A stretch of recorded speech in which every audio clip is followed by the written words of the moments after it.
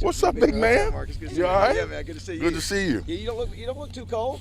No, I'm all right now. Just got off the bus. We got the heat pumping. So give me 2-3 minutes out here. I'll be back freezing. We were talking about 2014 was the last time LSU was up here. Same kind of temperature, 30 degrees. Yeah. 17 nothing, shutout. Think Yep. there might be some similarities. It's weird, man. Arkansas is a weird opponent for LSU. I can speak from experience. It's just a tough place to play. The environment is tough, and you never, like, it's always been the case where you say they good, but they really not. They shouldn't be as good as we are, right? And then you get on the field, you realize how physical they play.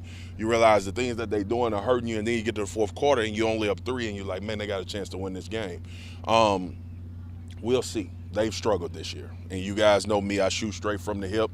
The difference is this year is I can identify guys right now on Arkansas team that are the McFaddens of the world or the Felix Jones of the world. They usually have, Rakeem Boyd is probably the closest, but they usually have 2 or 3 of those guys that you say they can play on any team in the SEC. They'll be.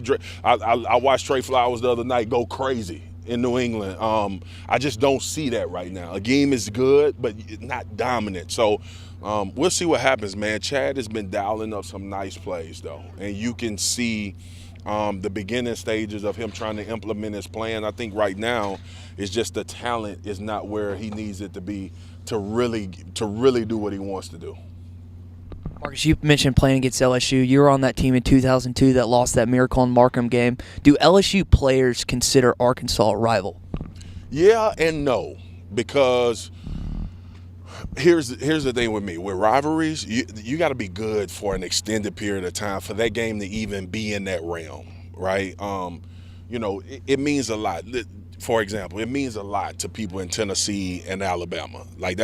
But to me, to you and your age, that's not a rivalry. Bama gonna go beat Tennessee and then they'll go to the next game.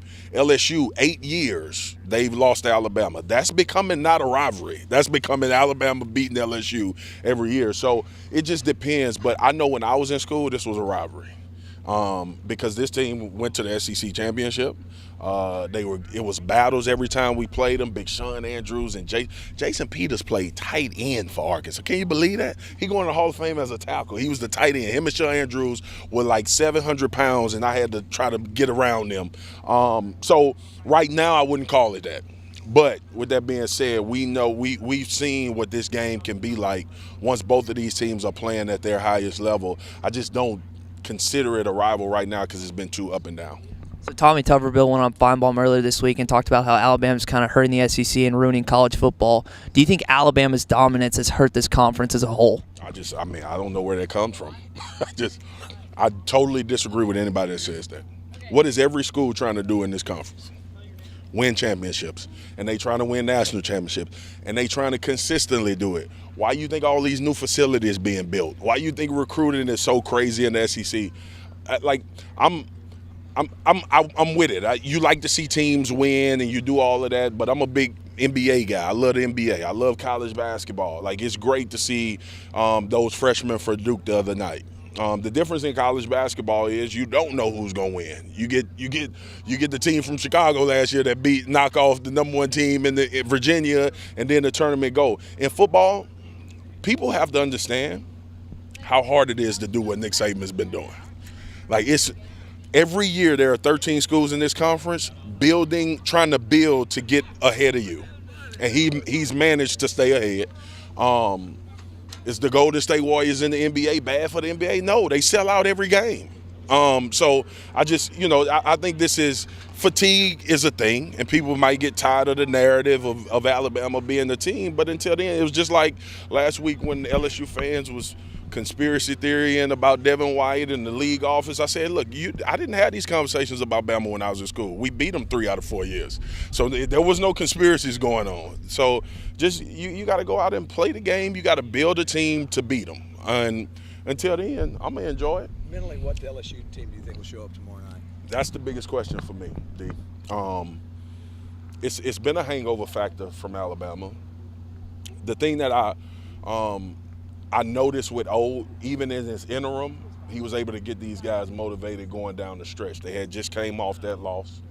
So we'll see, man. But to beat 3 And now trying to get in the playoffs at 2 losses, and the playoff has done that. Now you talk about Bama fatigue. The one thing that has really polarized college football and kind of took a little sting out of it is when you find out who the 4 teams going to be with 3 weeks left in the season. That's tough. But when it comes to their motivation, I really, that's the makeup of who they are. And I don't know that. I don't know that. We haven't seen that. They came off a difficult loss to Florida and responded and beat Georgia at home. So maybe you pull energy from that. But with that being said, man, that was a lot on the line last week. And then you come play Arkansas, who you might not respect because of the film and the record and all of that. And you sleepwalk in here, and we've seen what happened when you sleepwalk in Arkansas. Like, I'm an LSU fan. After I get done with my job, when you come in here sleepwalking, you get beat. That's the tendency of what happens. So, we'll see, man. We'll see. But the psychology of the team right now will be 100% magnified as opposed to how they would respond after the Florida loss. Because they were going home. It was Georgia, who was ranked top 5 in the country. Everything to play for. You get a seat back. Now you play Arkansas with 2 wins on the season. We just lost the big game to set our course into the national championship. It'll be interesting to see how they respond. Doesn't seem to. A little bit. Yeah,